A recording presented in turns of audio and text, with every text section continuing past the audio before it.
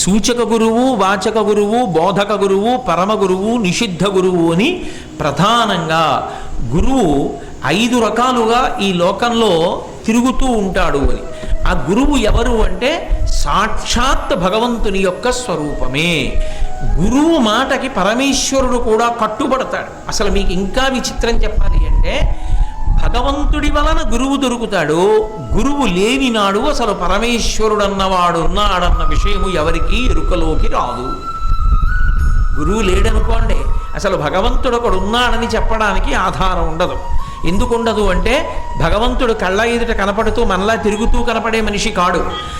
మన మాంసనేత్రమునకు దొరకని వాడైనప్పటికీ ఆయన లోపలే ఉన్నటువంటి వాణ్ణి చూడడానికి ఎలా సాధన చెయ్యాలో, ఎలా లోపలికి వెళ్ళాలో నేర్పగలిగినటువంటి దక్షత గురువుకు ఉంటుంది.